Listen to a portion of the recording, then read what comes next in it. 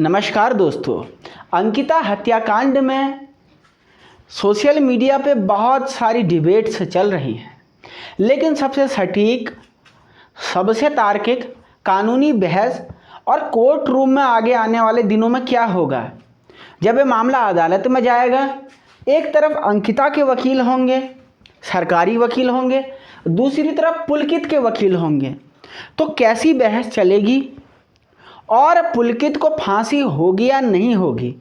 इस बहस को सुन करके और दोनों पक्षों से जो दलीलें रखी जाएंगी, इस बात को सुन के आज आपको जज बनने का मौका मिलेगा और आप खुद तय करेंगे कि इस बहस के बाद फांसी की सज़ा होगी या पुलकित को कम सज़ा होगी। आइए ज्ञानवर्धक विश्लेषण कानूनी दृष्टि से आरंभ करते हैं। सबसे पहले अंकिता के वकील साहब के जो 5 सबसे बड़े पॉइंट हमने छांट के रखे हैं, 6 सबसे बड़े पॉइंट, और पुलकित के वकील के 6 सबसे बड़े पॉइंट जो डिफेंड करेंगे। तो सबसे पहला पॉइंट जो अंकिता के वकील साहब, सरकारी वकील साहब बोलेंगे कि हत्या सुनियोजित थी, मतलब जानबूझ के अंकिता को अधमरा करके या नशे में ले जा करके या बहला फुसला करके घटना स्थल तक लेके जाया गया।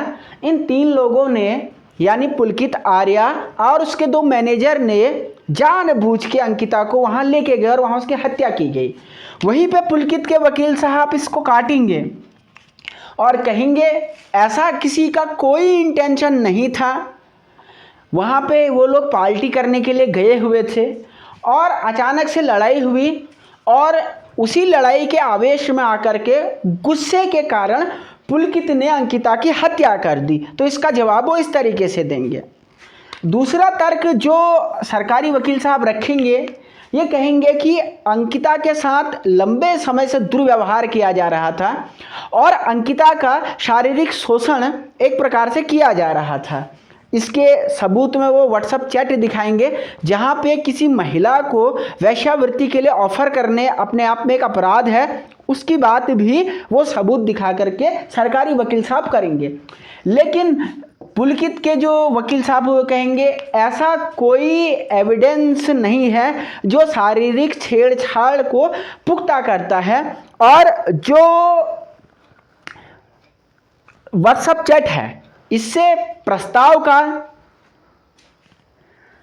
पता तो चलता है, लेकिन कहीं पे ये साबित नहीं होता कि शारीरिक छेड़छाड़ उसके साथ की गई थी। प्रस्ताव देना और शारीरिक छेड़छाड़ करना दोनों विभिन्न धाराएं बनती हैं, तो शारीरिक छेड़छाड़ या शोषण का एविडेंस नहीं है, ये वो तर्क दे सकते हैं।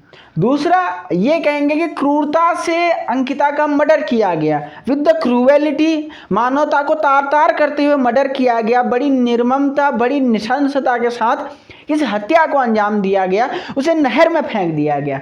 वहीं दूसरी तरफ जो उनके वकील साहब है वो कहेंगे कि वहाँ पे लोग पार्टी करने ही गए हुए थे, ये केवल एक हादसा था, इसे केवल मीडिया ट्रायल दे करके एक गंभीर बनाने की कोशिश की जा रही है, ये वो अपने तर्क में रखेंगे। इसके बाद सबूत मिटाए गए, ये बात अंकिता के सरकारी वकील साहब कहेंगे कि इन लोगों ने पहले हत्या की, उसे नाले में फेंका और अपने रिजॉर्ट पे जाके जितने भी एविडेंस सबूत हो सकते थे उन सबूतों के साथ छेड़छाड़ की, और जितने समय तक अंकिता मिली नहीं, इनको पर्याप्त समय मिला उन सबूतों को मिटाने का। तो ये लोग कहेंगे कि हमने कोई छेड़छाड़ नहीं की, और पुलिस ने खुद दावा किया है कि रिसोर्ट से हमने इतने सारे सबूत प्राप्त किए हैं, अगर हमने सबूत मिटाए होते तो ये कहाँ से मिलते, और हम केवल डरे हुए थे, ये तर्क वो रखेंगे। इसके बाद गुमराह किया पुलिस को, अंकिता के वकील साहब ये भी कहेंगे कि पुलकित, आर्या ने पुलिस को गुमराह किया। 4-5 दिनों तक ये लोग लगातार बिना बात के पुलिस को इस दरवाजे से उस दरवाजे तक घुमाते रहे, लेकिन यहाँ पर ये लोग कहेंगे कि ऐसा हमारा इंटेंशन नहीं था, हम डर गए थे, और उस डर और उस घबराहट के कारण कोई भी सामान्य बुद्धि वाला मनुष्य यही काम करता। तो ये बात है। इसके बाद फाइनली सुनियोजित हत्या, शारीरिक शोषण, क्रूरता, सबूत मिटाना, गुमराह करना, मिला जुला करके इसे कोल्ड ब्लडेड मर्डर करार दिया जाएगा और पुलकित आर्या को फांसी की मांग की जाएगी।